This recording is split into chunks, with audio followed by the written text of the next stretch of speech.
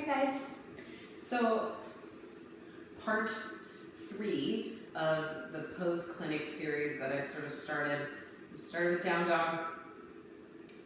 A couple weeks ago we did the chaturanga dandasana, the yoga push-up, and then I sort of want to finish the trifecta today with just some drills and things that will help with your upward facing dog. Upward facing dog, again, like the other two poses, you're going to do, especially in a vinyasa class, you're going to do it lots and lots of times. And upward facing dog is actually quite a big back bend. It's definitely not a small back bend anyway. There are certainly bigger ones, but it's a decent back bend. And when you're just like busting that out first thing in class, that can be a lot. And sort of like chaturanga, I see it done with a lot of misalignment all the time. And I don't really care from like how it looks perspective, whatevs. But it's more like what's it doing to your shoulders over time, kind of like chaturanga. You do it over and over a million times, it's less helpful. So really preparing for a nice up dog is going to require some back bending prep, a little bit of opening in the hip flexors, but a lot of space in the chest and shoulders. It also requires more leg strength, glute strength, and back strength than one would think. Most back bends do. And so I want to offer drills to help get a safer and a better aligned upward facing dog. Or also strategies for like what you could do instead, right? Because there are several belly down back bends you could do in your flow that aren't quite as big as upward dog, but would help your body be more prepared for that in the future, right? So you kind of have to look at it like, how hard is back bending for you? For a lot of people, it's really, really challenging. For most people, I would say. And so often then what I see, I still have my socks on, my bad. Often what I see, majority of people, especially early in class if they're not adequately prepped, is shoulders forward, dumping in the low back, throwing their head back, legs doing little to no work. Over time, not good for your back, not good for your shoulders, also not great for your neck. So people that have challenges with back bending, you're going to probably need a little more work than others. You also might benefit from doing some modifications for a while until your back bending game is better. Somebody like me, I tend to back bend more easily. I've had to work to rein it in over the years because too much of a good thing is not always a good thing. So really what you're looking for in upward dog is your upper arms back and your chest forward. So it's a really big chest opener, and then the rest of your spine can join in the back bend. And what often happens is the arm bones come forward and the low back does all of it, which is not good. So the more we can bring strength of legs, glutes, hamstrings in, the more we can get the chest to open, the better off you'll be. So I'll give you a few tricks, tips, drills, and then we'll talk about a couple different things. So the main work you're going to want is opening your chest and shoulders. And probably the best thing to do is have a yoga strap or get a yoga strap or something that resembles a yoga strap and make a loop that's about shoulder width distance. So see how I'm measuring here. So that when I have a seat, I can slip the loop. We did some of this with chaturanga. We'll just intensify it here for our back bend. Slip it right at the wrists, hands here. So you can see like my hands are behind me, but it is still entirely possible for my shoulders and chest to do this rounding forward bit, especially if that's your postural habit, which it's most people's because we sit at desks all day. And so once you get here, then your work is always going to be to pull the heads of your arm bones back. So I roll shoulders back, drop elbows together, and then work to straighten your arms. Spread your fingers, jazz hands, and try to break the strap. So that's going to really get that action you need. And I'm always going to look puff this open, but then, especially backbending people like me, my work is always going to be to rein it in here in the ribs and in the belly. So really my chest is doing the backbend, my upper back is doing the work, and less ribs, belly contained. Yeah? So slip the strap over your wrist, roll the shoulders back, and before you even go, start tailbone down a little, belly back, ribs in, squeeze your arms straight, break the strap. And you can do this for a while. In fact, longer is better in some cases. So try to break your arms out against the strap. Really puff your chest open, but draw your ribs in and your belly back. You can see me do it. It's super subtle. So instead of here, watch my belly. Chest stays lifted. For 3, 2, 1, and then release, rest.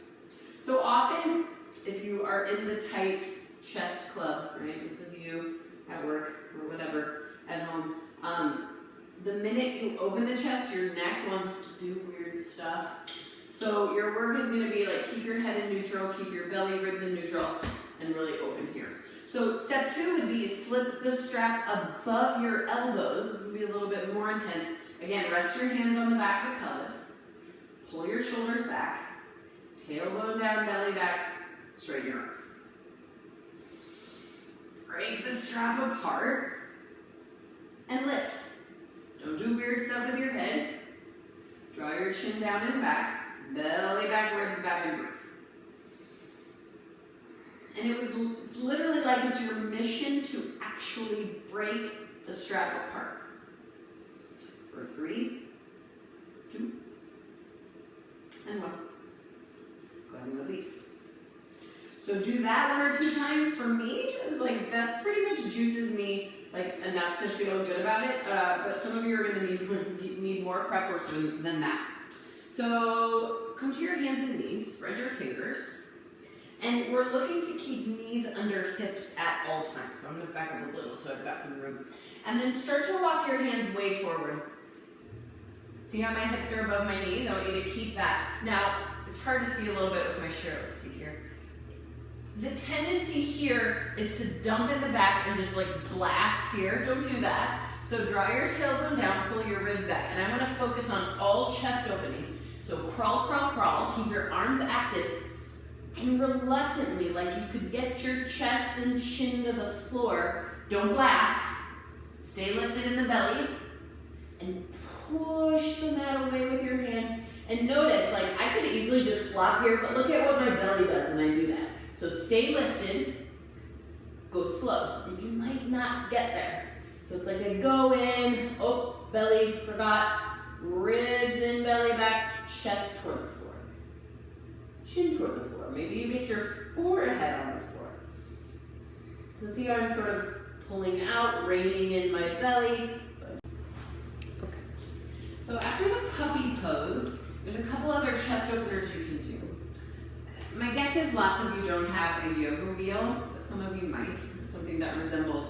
You can even get like a really big ball or bolster or block, but something that you can put between your shoulder blades. This is super intense.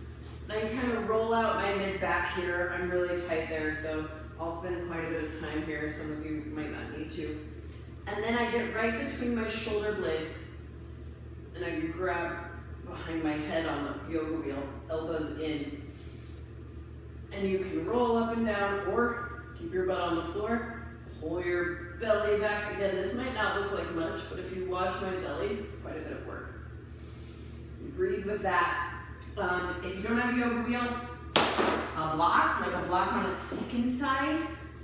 So not super tall, not super short. You put that between your shoulder blades.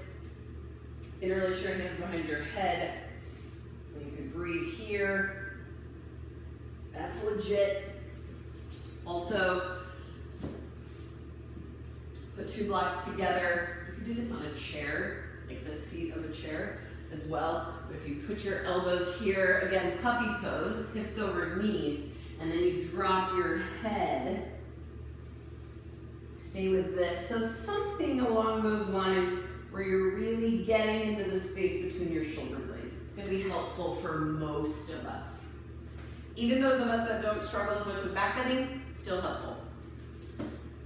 So chest opening, strap behind arms. The other main thing besides constantly sort of monitoring belly back action is super strong legs. And you can practice that in any pose. Down dog, chaturanga, plank, all great places to start. So if you're in a vinyasa class doing your Surya Namaskar A, then I would really recommend really focusing on like squeeze your legs, squeeze your butt, squeeze your thighs. That's only going to help then when you get to upward dog. Let's all do down dog together. So spread your fingers and like you just did in puppy pose, push the top of your mat away and breathe. Firm your legs, step your right foot forward. So you can also practice legs in lunge.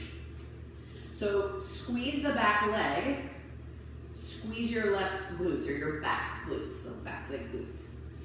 Try lifting belly back and make it be all about the back leg. So no floppy, lazy legs. Firm that guy up like you could shoot sparks out of your back heel. Lower your back knee, point your toes. So this is going to be more like up dog. You're going to be on the top of your foot. Same leg strength, but harder. Lift your knee from your thighs. This gives you knee pain. Don't do it, but squeeze your butt, squeeze your legs. And notice I have to lift my hips a little. So don't sink your hips. Lift your hips, lift your belly. Good. Lower. Downward dog. Do the other side. Step your left foot forward. It is not my day for recording. So open your chest. We're on the legs. So you have your left leg forward. It's the same thing. So squeeze your back leg. And then make sure you do it with the top of your back foot. Lift your back leg, squeeze. Now notice my hips want to sag. Lift. I feel so much stronger in my back leg just by lifting here a little and lifting the belly.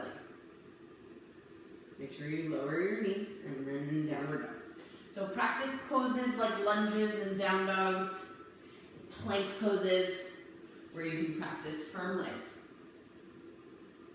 Great. So shoulder opening, chest opening, leg strength. Don't forget the belly and the ribs. Those are the main points. So often in a vinyasa class, we start out or soon into class where we're going right into sun salutations. And, you know, depending on my class, if it's more advanced group or not, I often in my own practice will start not with up dog, but with maybe at least 1 or 2 sets of a cobra or some variation. So that when you're working through your sun salutation, inhale, half lift, exhale, step back. I usually don't hop right away either. That's for a different day. Then you can lower your knees or just practice lowering to your belly. Point your toes. Lift your knees so you can kind of see my knees lift off the mat. And then I can do that exact same leg that I was doing in my lunges to lift up cobra. I'm not using my hands. Legs, butt, back.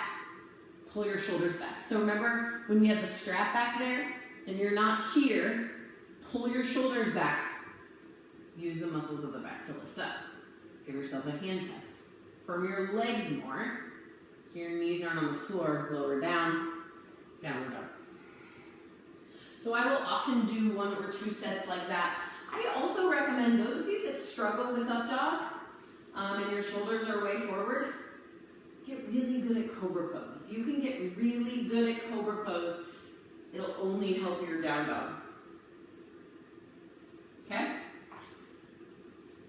So let's revisit chaturanga. So part of the challenge too in a sun salutation is you go from chaturanga where your toes are tucked to up dog where you're on the tops of your feet. And that can be hard if people don't have this mobility in their feet to sort of roll back and forth.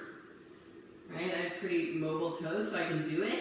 I recommend poses like broken toe to help. So let's do a couple rounds. So tuck your toes. Hands under shoulders. We did this in the Chaturanga pose clinic. Lift your knees, tuck your tail, lift your belly. Pull your arms back, squeeze your shoulder blades, lift your belly more, push up to plank. Lower to your belly. Next step up, harder, but good prep for up dog. Point your toes. Same thing, lift your knees, tailbone down, belly back, pull your arms back, shoulders back, push up, plank on the tops of your feet. You gotta squeeze your legs more, lift your belly more, push the mat away more, and then lower your knees. Do that another time. And then best drill of all is to be on a slippery floor, like a wood floor. Fold up your mat twice.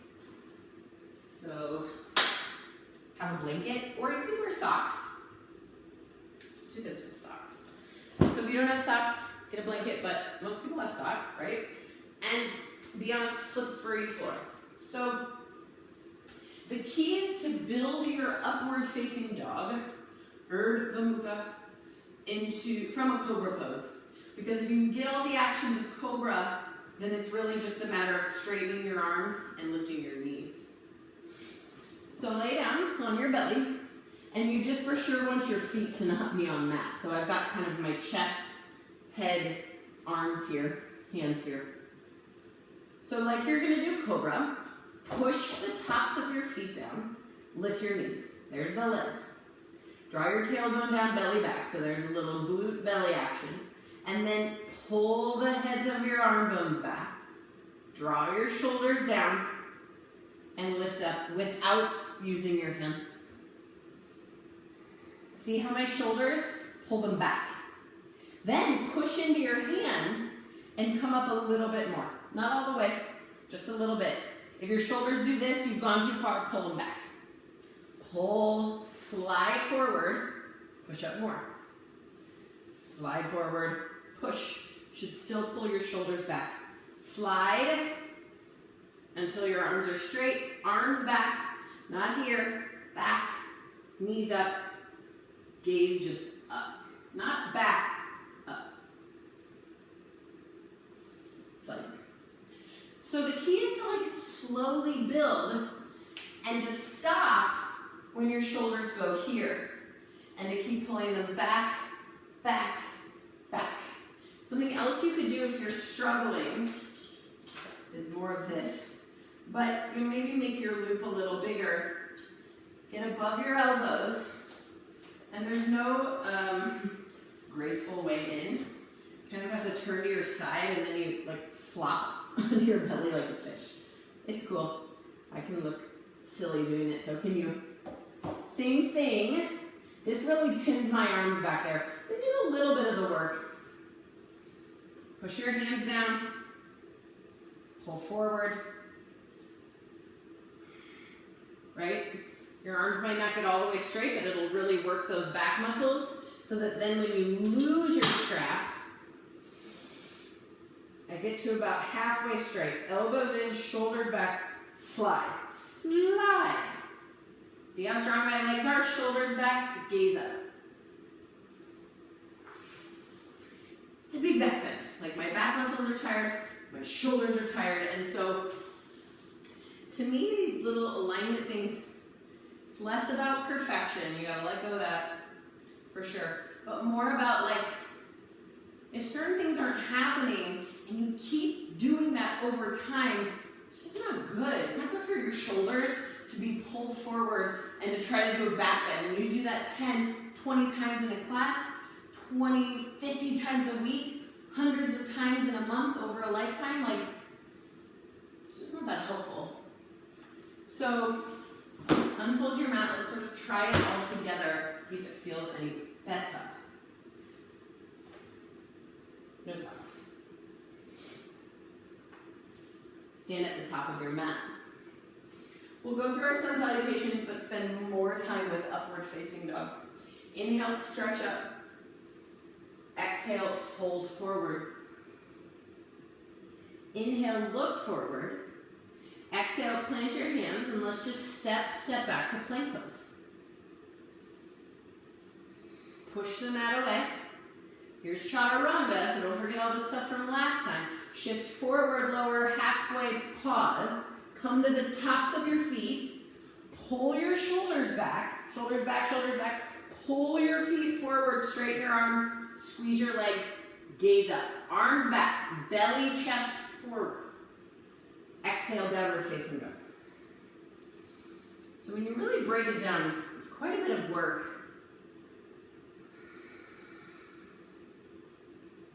If I had $1 for every, go ahead and lower your knees, magazine ad I saw, I don't know, up dog's a pretty pose. I think it's used a lot with like shoulders forward. Man, just like get someone that can do it.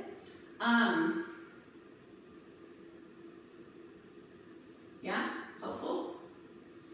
So encourage you, keep working your down dog, keep working your chaturanga, keep working your up dog. Safe is the key. Be well aligned, and then it's like you can do yoga forever, or for a long time anyway. So thanks guys, and I'll see you soon.